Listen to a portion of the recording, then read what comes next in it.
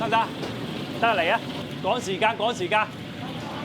晚飯時間，位於香港大角咀嘅呢一家餐館，大廚寶哥就好似哆啦 A 夢，唔理客人想食乜嘢，就算菜單冇，寶哥都可以滿足佢。好。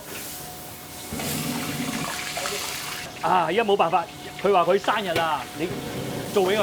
而家真係好趕啊！分分鐘有機會咧甩鋪。係啊，因為太過趕啦。喺滾油翻騰嘅大鑊裏邊，寶哥左手爪呢兜住煎堆，右手大殼不斷淋油。一眨眼，麵團就好似被吹脹嘅氣球，膨脹成籃球咁大嘅煎堆，金黃誘人。呢個嚟自順德北滘嘅廣東大煎堆，俾寶哥定義為中式生日蛋糕，係熟客慶祝生辰嗰陣必點嘅應景菜。喂，嚟！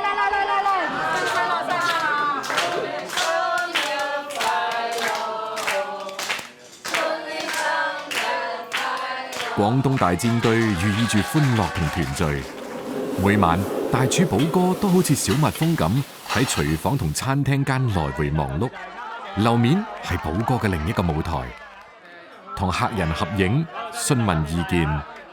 寶哥嘅餐廳就好似家庭聚會嘅客廳。你從嚟都唔食鴨嘅，係啊，話我唔食噶嘛。今日咧呢個係好食。今次翻嚟一路記專嚟呢度試一試先，感覺咧其實有驚喜嘅。食咗第一次就話以後就係喺呢度食㗎啦，就係咁樣。香港餐飲市場競爭激烈，北上消費潮流越演越盛。寶哥餐廳係點樣做到座無虛席，甚至成為明星飯堂嘅呢？好，拜拜。好啦，慢慢行啦，慢慢。送走最後一台客人，寶哥嘅工作仍然未完。呢個焗寶鴨咧就係我師傅所創嘅。之前啲功夫我哋一定係提前做嘅，有啲洋薏米、雙蓮啦、瑤柱啦、小米、鹹蛋黃，同埋個野生竹笙。國寶鴨嘅製作最少需要7個鐘。第一步通常都喺凌晨嚟做，將佢啲餡全部氹晒落去，咁咪再將佢逼實，跟住咧慢慢氹落去，再拉直佢。你啲鴨咧，你煲咗咁多個鐘頭咧，嗰啲鴨肉咧會腍啊。預防啲鴨咧，咁我哋一定要用個鹹水草同埋竹藤綁住佢。咁樣要做12隻，晚晚都大致上都係1點鐘至2點鐘之間。聽日繼續。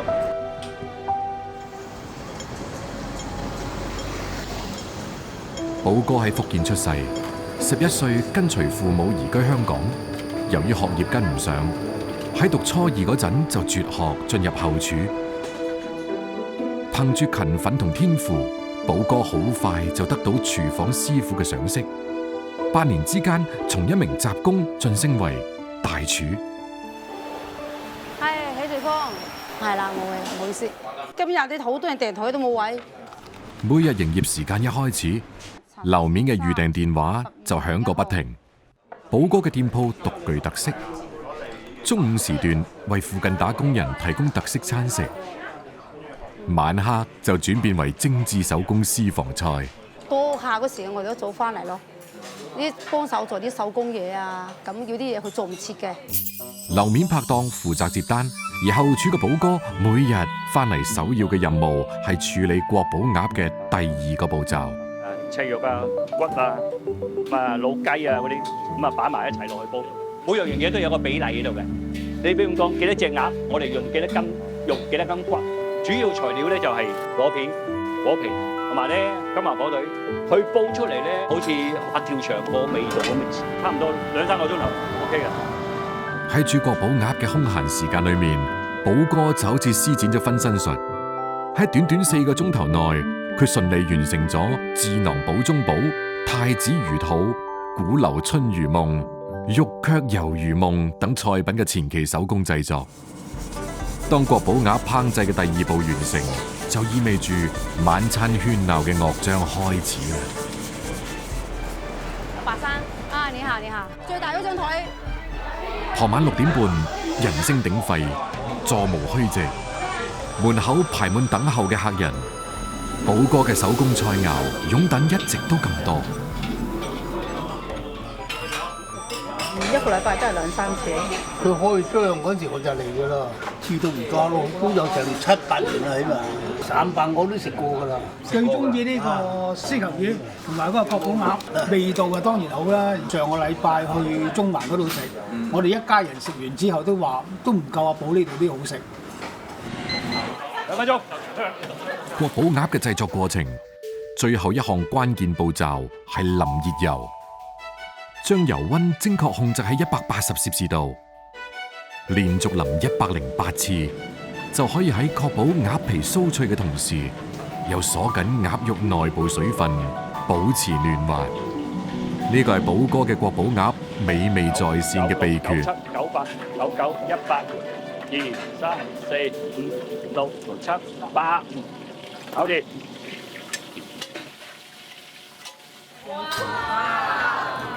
國寶鴨，一定食嗰啲皮先啊，啲肉先啊。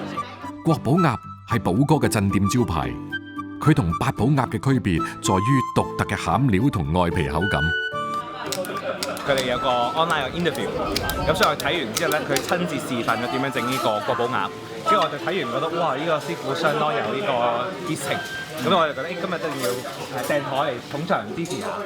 三號台，得，準備起，擺埋呢後面啦，得，一隻。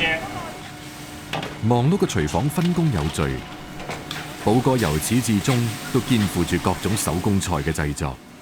一般嚟講最少6至8個豬肚先炒一碟菜。鋪頭嘅煙燻雞啊，我就會用嗰啲黑皮蔗同埋荔枝皮同埋就玫瑰花、普洱茶。嗱，一開始計數6分鐘，佢分出嚟咧，嗱，你嘅色澤好金黃色嘅。一道道傳統手工菜陸續登場，國寶鴨、智囊寶中寶、初吻骨、鼓樓春魚夢、失傳煎釀太子魚肚、霸龍鳳舞9天、玉卻還形，呢啲都係瀕臨失傳嘅傳統粵菜，俾寶哥從老師傅記憶當中打撈出嚟，喺餐台上重現光彩。點啊？好正啊！味啊！呢個寶鴨，好正啊！第一次食呢種味啊！最緊要有咩鹹魚淡醬嗰陣，大家出聲嚇。今晚咧，我哋今日重點係話廣東炒配廣東菜，係咪絕配嚟嘅？飲杯嚇！好啦好啦，身體健康，萬事如意嚇！試下呢個咧。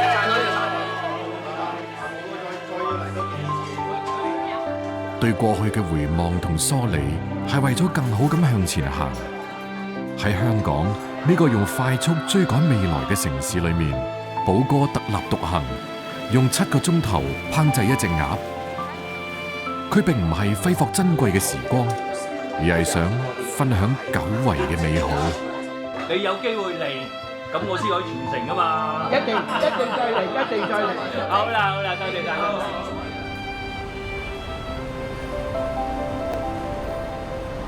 晚上好，咁多位。呢一屆咧係我哋有新推出嘅港興龍年盛菜品啦，有個蝦醬花膠炆雞，仲有個蝦醬蒸豬爽肉，建議咁多位可以試一試。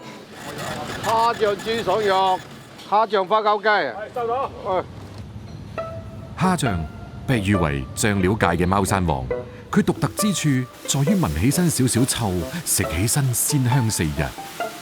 喺傳統嘅老廣漁村菜肴裏邊，蝦醬同空心菜、豆角、五花肉等食材巧妙融合，烹製出好似蝦醬炒空心菜、蝦醬炆豆角同蝦醬蒸五花肉等令人流晒口水嘅美味佳肴。不時不食咯，不鮮不食咁，就係咁啦，1年4季啦。位於澳門氹仔嘅呢家漁村，從開業之初就堅定秉持不時不食嘅追求，由經理把控出品質量，後廚團隊嚴格遵循時令，從而塑造咗澳門獨一無二嘅漁村風味。呢個蝦醬蒸豬爽肉，邪就邪惡啲，不過好好食，等陣配個白飯就冇得頂啦。難度有嘅，因為我哋都係第一次做，第一次去傾係唔順利嘅。阿潘生係完全都唔搭睬我哋。第二次再去，我哋邀請佢過嚟氹仔漁村。咁試完之後咧，老人家都微微嘴笑，佢仲講一句啊，不如我啲蝦醬可以做到呢啲菜出嚟㗎。維持一家傳統粵菜餐廳嘅核心競爭力，往往依賴於對菜品烹飪技藝嘅極致追求，對食材原味嘅堅守，以及保持餐廳獨特風味嘅決心。既要傳承漁村風味嘅傳統，又要探索新嘅烹飪理念。陳維俊同黎國偉係點樣實現呢個平衡嘅呢？喂，阿俊啊，今日咧就同阿雷生約好咗噶啦。咁就去個鋪白花灰。得。係啦，咁等陣你去到就睇下有咩涼果係啱，或者係醬料係啱，完成我嘅菜品。得，好唔好啊？好。雷生。喂，哇，村長。隨住同百年蝦醬品牌合作嘅圓滿結束，黎國偉同陳維俊即刻着手策劃下一輪聯城合作。將目光轉向另外一家同樣擁有悠久歷史嘅澳門本土老字號。涼果咧，上一輩咧就最中意嘅零食，有啲人都係煮下嘢食噶喎。例如梅子排骨嘅時候咧，落多兩個真係嘅話梅落去噶喎。係啊，呢個紅薑可以做咩啊？我哋嘅紅薑皮蛋酥啊，嗰啲餸菜都可以做到嘅。我哋個紅薑唔係人哋普通嘅一個醋加糖咁樣去醃製，你睇到佢個紅得嚟咧，唔會好似染色體咁樣嘅，好自然。涼果係指將各種瓜果經過醃製、糖熬、煮色、浸泡、乾燥後製成嘅產品。廣式涼果始於唐宋，最初誕生嘅原因係農民為咗將一啲糧食，比如新鮮水果或者蔬菜存起身作為儲備糧。製成涼果之後，留原瓜之味而更甜香，保原果之形而更精美。我哋係原油面試，即係話咧用大豆做呢一個面試嘅過程入邊咧，我哋係唔抽醬油出嚟嘅，將所有嘅醬油係完全曬乾，融入去嗰個面試入邊。涼果同粵菜要點搭，食客先至會接受呢？問題嘅拗頭程度有啲超出陳維俊嘅預想，俊哥決定仲係喺廚房實操嚟解決。就煲仔飯芫茜粒啊，有冇羹俾啊？哇！啲菜心有啲深喎，睇睇喎。過咗4次咯，過咗今日又4次咯。呢個菜花就唔得噶啦，要拍照啦。通知佢哋採購部啊，通知啊供應商，跟住叫佢補翻嚟。有啲細喎，唔得，太細啦，退咗佢啊！影相發咗去群度。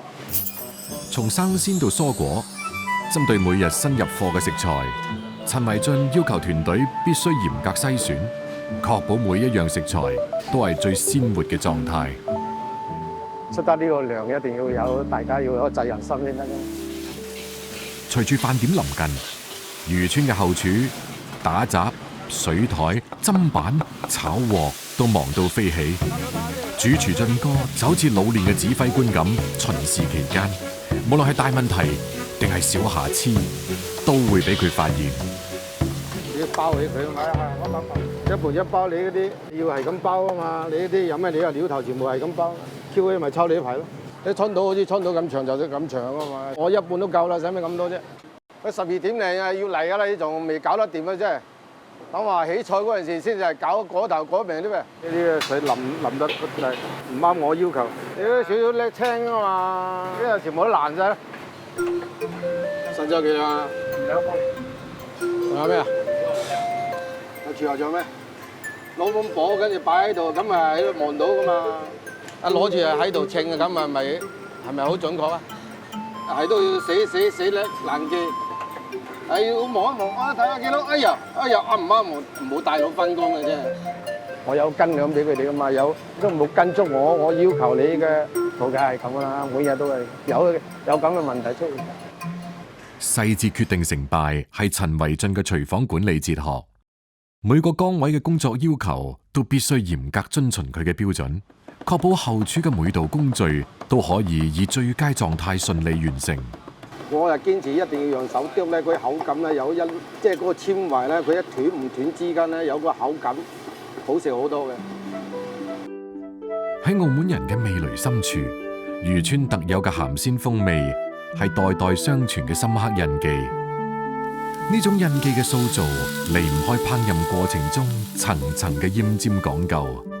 由細食到大，個奄仔蟹肉餅啦。肉餅入面吸收咗嗰個鹽仔蟹嘅精華，超級鮮甜又好味。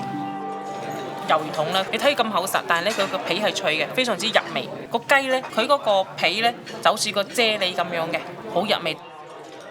都係經常同屋企人啊、朋友啊咁樣出嚟聚餐啊，咁樣嚟呢度食咯。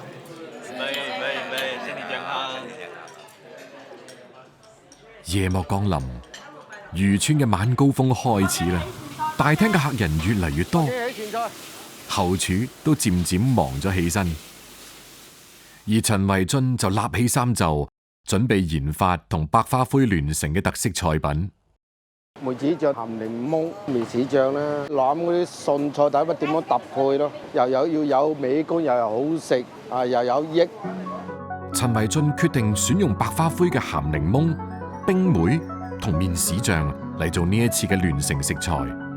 涼瓜頭啡一塊塊嘅，過一過水嘅，過完水咧就要浸冰水，唔會俾個苦澀味嘅。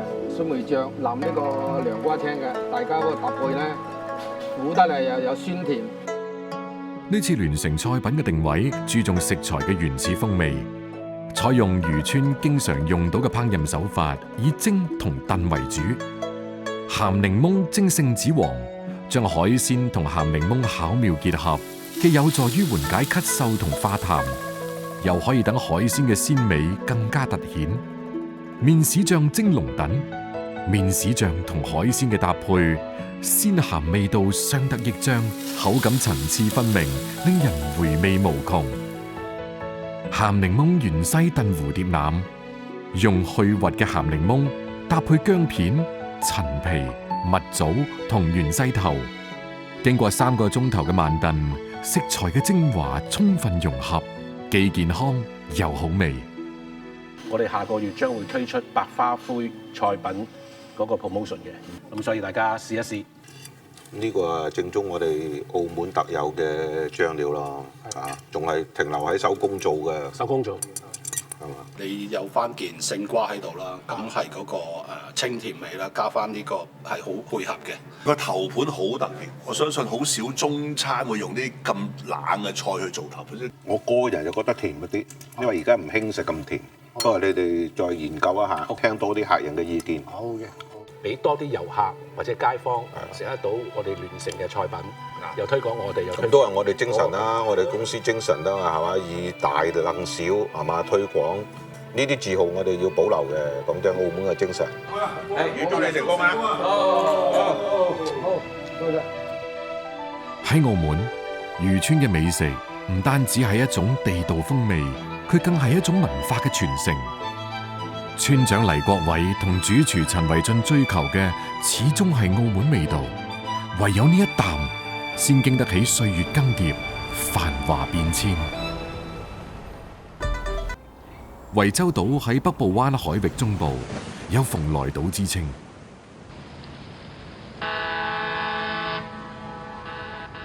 每年往來穿梭嘅客輪都會帶嚟數唔清嘅旅客。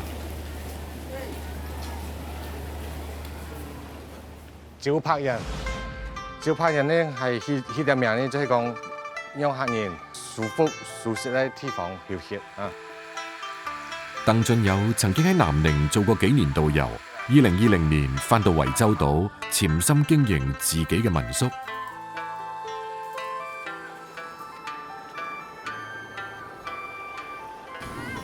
惠州島周邊地勢大多數平坦，每逢大潮退去，灘塗就成為趕海人嘅聖地。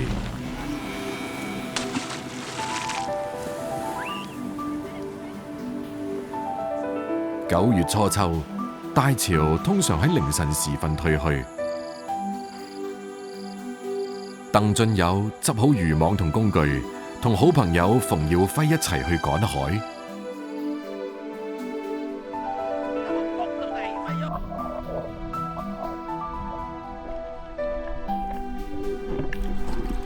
哇！惠州島的這個海水太清澈了啊！水下有2個好大的那個海膽啊！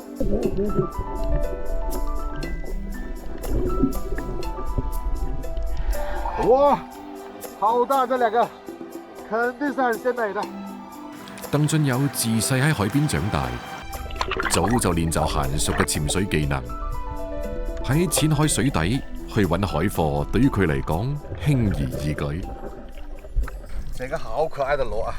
這個螺呢叫豬仔螺。鄧俊友所講嘅豬仔螺，其實係大家經常講嘅寶螺。寶螺家族數目龐大，喺中國沿海，從福建到南海都有佢哋嘅蹤跡。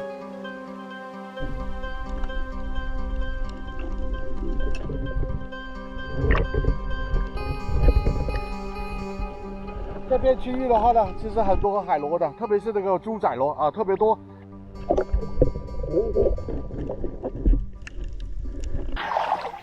後來我又抓了一手豬仔螺，它怕強光的啊，它主要是在晚上出來。寶螺科嘅動物行動緩慢，朝早匿埋喺珊瑚洞穴或者岩石下面，要揾到豬仔螺，晚黑先係最佳嘅時機。它主要是吃一些那個珊瑚蟲、小貝殼啊之類的，是一個肉食動物啊。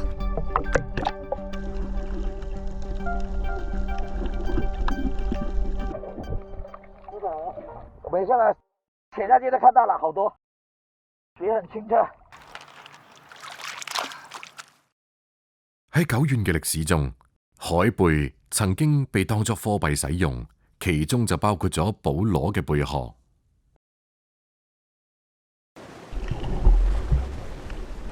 喺清澈見底嘅海水裏面上下浮沉，鄧俊友每次出水都冇落空。這個就是有眼螺、臘螺，這個是珍珠貝啊。哦，抓了個螃蟹，這把話拿來煮粥了啊。唔使好耐，佢哋就有咗唔錯嘅收穫。好，給大家看一下我們今天的收穫啊！哇，好多海貨啊！螃蟹、螺、海膽、魚，收穫滿滿的。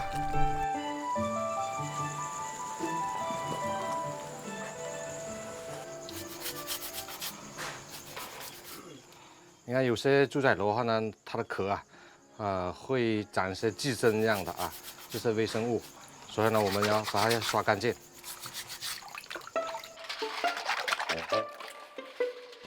一煲清水，幾條薑絲同豬仔螺一齊落鑊，大火煲足10分鐘先至會熟透。食嗰陣，將2個豬仔螺拱背相對，用力一撞，殼就啪一聲碎裂開嚟，露出裏面肥嫩飽滿嘅螺肉，足夠鮮甜。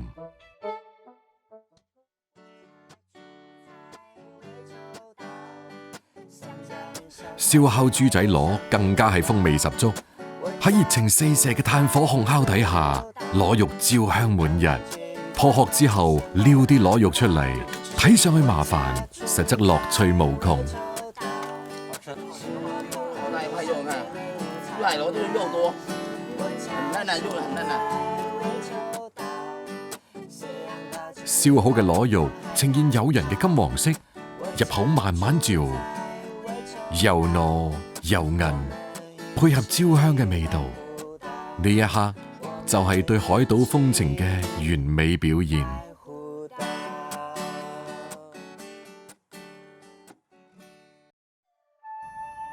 同樣被叫做豬仔螺，喺斗門乾務，但就係另一種螺。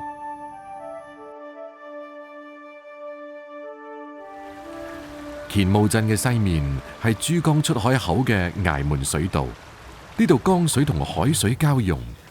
河道邊嘅灘塗係黃建超同好朋友農忙之餘尋寶嘅好去處。咁呢豬仔螺啊？黃建超所講嘅豬仔螺，粗頂橢圓身，殼面有細密布紋，學名係中華大耳螺。個螺仔啊，好呢個樹啊，個耳仔嚇，長長啊嚇。因為佢圓揼哚，身材肥碩可愛，當地人就叫佢豬仔螺。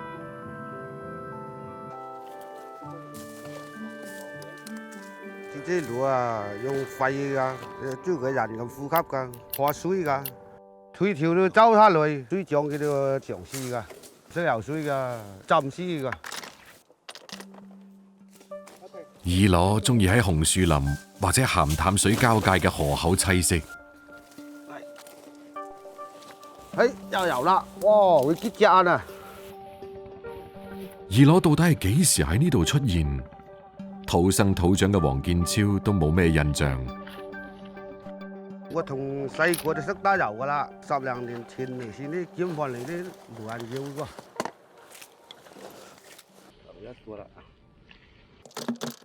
冇啊，咁啊好少咋，啲餸幾緊啦，片刻啦，收工啦。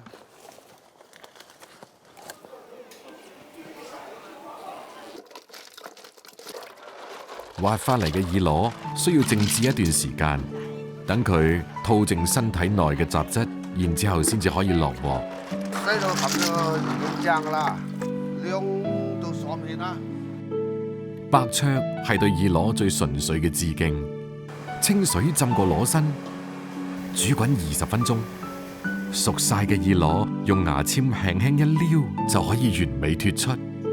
簡單點啲豉油，食起身已經足夠爽脆鮮美。小小嘅餐台，家人圍坐，飯塵煙火，便是幸福。每日凌晨3點左右，隨住大大細細嘅漁船靠岸，博賀港嘅小碼頭人聲鼎沸。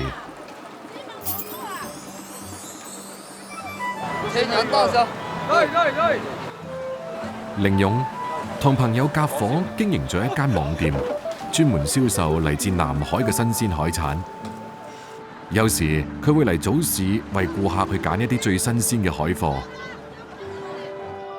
我哋博賀港咧，每日都有好多魚翻嚟嘅，基本上每日都唔少20個品種，九肚、金股、白鯧、龍脷可以全部攞晒俾我。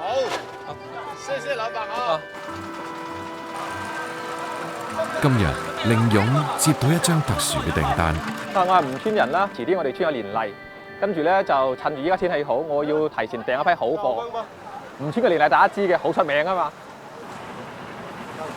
隨住冷空氣南下，廣東沿海嘅水溫跟住都會變低，凌晨嘅漁港濕冷難頂，接駁遠海捕撈船嘅漁船帶住滿滿嘅漁獲靠岸。嗰啲船真係做10幾天好辛苦㗎，個浪好大嘅。我哋呢邊嘅海域咧，野生嘅鬼蝦都好多嘅。左手邊咧就係花蝦，呢就係鬼蝦。每一年咧9到3月份咧，都算係花蝦季。花蝦係凌勇要為年例準備嘅靚貨，因為蝦身淺黃，尾巴後面係鮮豔嘅藍色，又叫做九節蝦。其實咧，九節蝦就係花蝦，因為佢身上有一層層嘅暗黃色嘅花紋，寓意節節高，所以廣東人咧中意用嚟送禮啦。花蝦對環境要求好高，養殖量唔大，主要靠漁民捕撈。呢啲船翻嚟嘅花蝦咧，品質係最好嘅，因為佢從捕撈上船到我哋手上都係立亂漂嘅。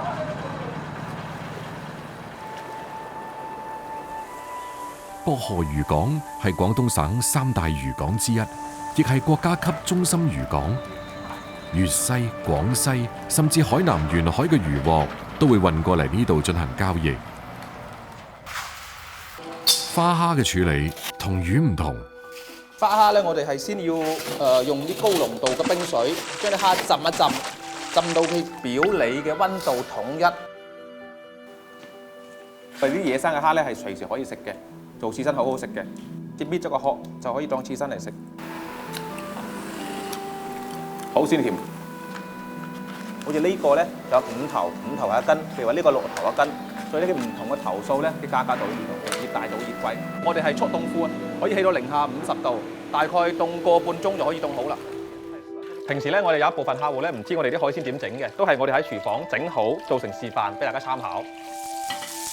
凌勇細個家境唔好，窮人嘅細路早當家，自細練就一手好廚藝。花蝦咧用芝士焗係好好食嘅。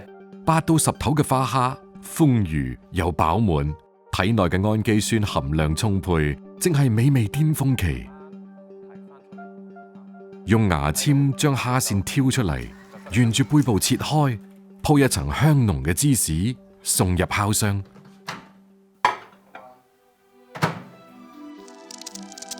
靜待溫度嘅魔法加持，芝士焗花蝦一定要趁熱先有香滑嘅口感。鮮活嘅花蝦鹽焗都係唔錯嘅選擇。花蝦去頭備用，粗鹽同香料炒熱，放蝦尾入去，再用粗鹽覆蓋，小火慢焗5分鐘。當蝦肉裡面嘅水分喺鑊蓋上凝聚成滴流落嚟嘅時候，蝦尾就焗好咗啦。鹽焗嘅蝦尾肉質緊實，又有啲脆感，鹹鮮香。剩低嘅蝦頭唔可以嘥，略略煎香之後，加入翻滾嘅粥水裏邊，幾秒鐘之後關火。蝦頭粥綿滑之中更增香甜，所有嘅美味都係聚會嘅號角。年例慶典正日，村裏面張燈結彩，周圍都充滿喜慶嘅氣氛。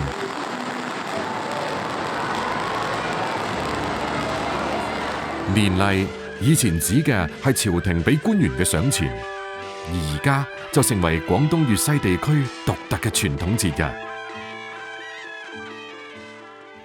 我哋今次嘅年例慶典活動咧，將會呈現一個400幾圍、5000人同食飯嘅盛大嘅宴席場景。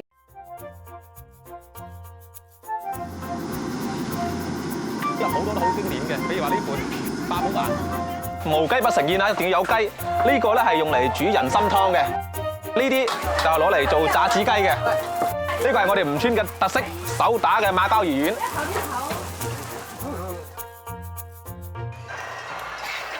年例美食係主角之一，而美食海鮮係必不可少。每一枱有15道菜，其中有6道係海鮮嚟嘅。當然花蝦係唔可以少嘅。到場嘅所有領導、嘉賓、親朋好友，夜幕降臨，賓客陸續到齊，食年例正式開始。隨住一味味菜式飛奔上枱，鄉里鄉親間嘅氣氛越嚟越熱鬧。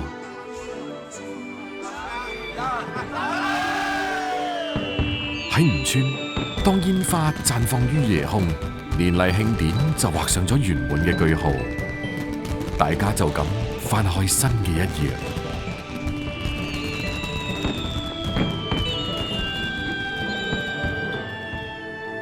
歲月喺呢度周而復始，送走咗舊時光，又將搏擊風浪揚帆起航。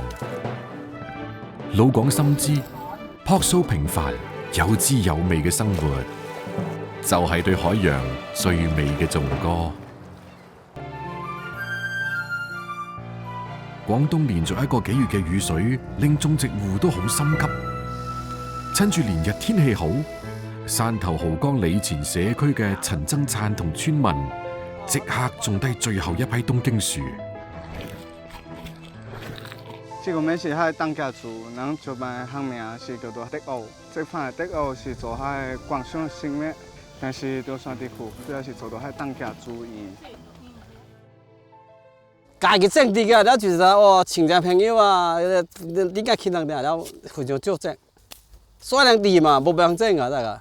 只要少，以前係冇人種，到時等我往嚟種就開始另外種噶。地處南海之濱嘅里前村，係一處有住500年歷史嘅古村落，種植東京樹近100年。低山丘陵，沖積平原，獨特嘅環境氣候同沙質土壤，為村民種植東京樹提供咗天然條件。不過，由於效益唔高，以前農戶基本上都只係小面積種植，以供自己使用。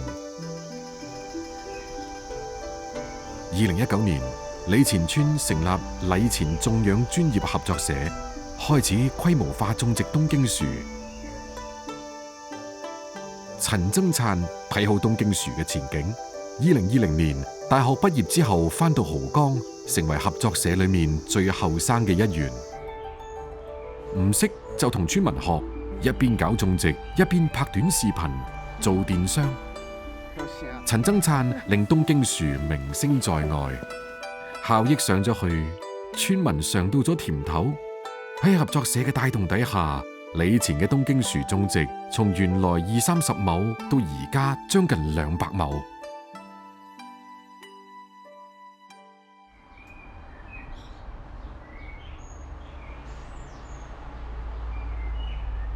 經過漫長嘅等待，冬至過後，東京樹終於迎嚟咗收成嘅季節。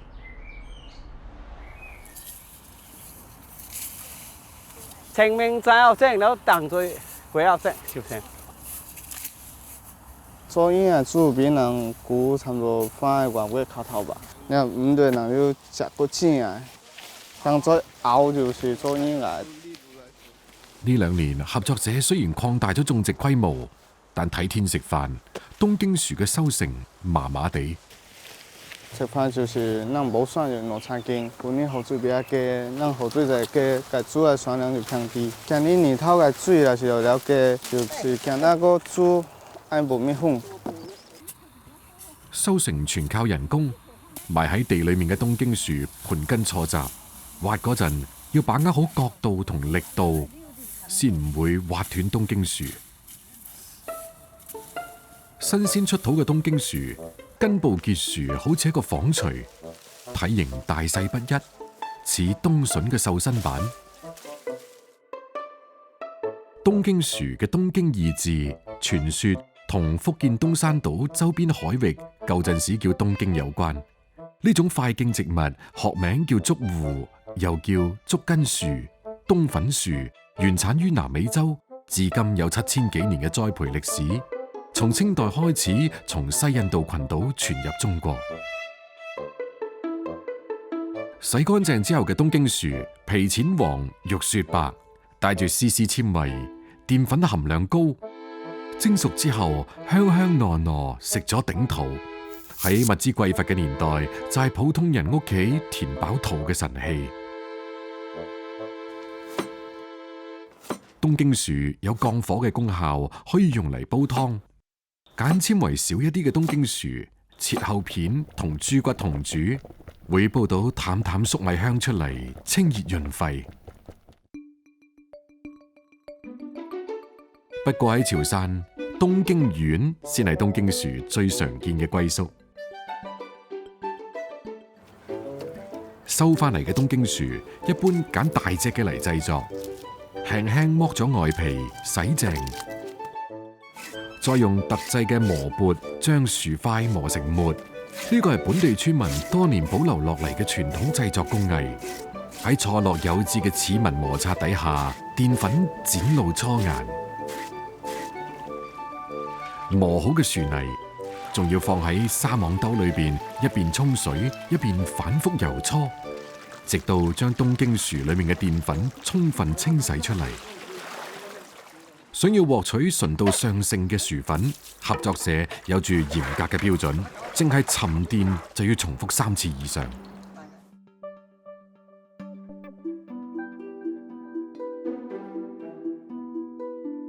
經過多次換水、靜置、沉澱，直至上層嘅水接近透明，就可以倒水攞粉啦。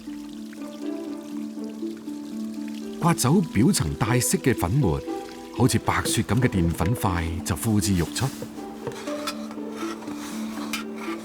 但係成個製作工序先至完成咗一半啫。研碎嘅粉塊，仲要用特製嘅網篩篩出顆粒均勻嘅細粉。以前喺利前村，幾乎家家戶戶都會做東京丸，但係咁繁複嘅工序令人望而卻步。而家只有村裏面嘅老人可以熟練掌握成套製作技藝。製丸嘅環節，本地人叫做搖丸。呢個係需要臂力同默契配合嘅工序。微濕嘅薯粉裝入布袋度，2個人揸住布袋嘅兩邊，配合搖晃，粉末喺布袋裏面經歷300次以上嘅撞擊，形成丸仔。有經驗嘅老師傅可以憑借搖晃嘅聲音嚟判斷裏面嘅丸係唔係結實。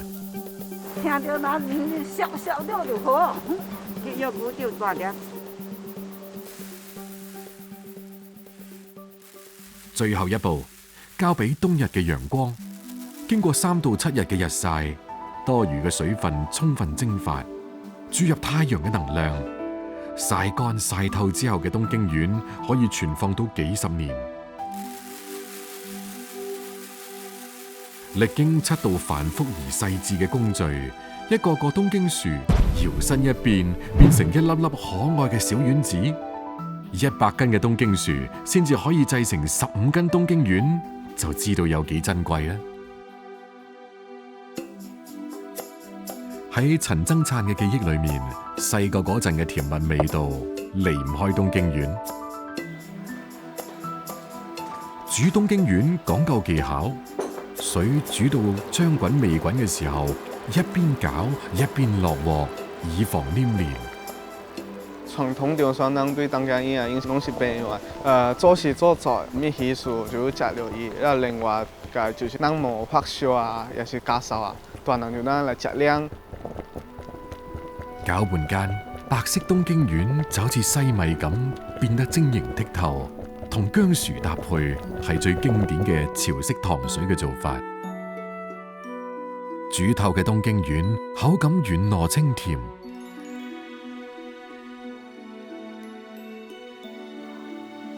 逢年過節，家人圍坐，一碗東京丸湯，寓意團團圓圓，生活甜蜜。從果腹之物到製作精細嘅糖水，雖然唔係啲咩高檔佳肴，但時至今日，東京丸依舊係潮汕人記憶中嗰一份沁人心脾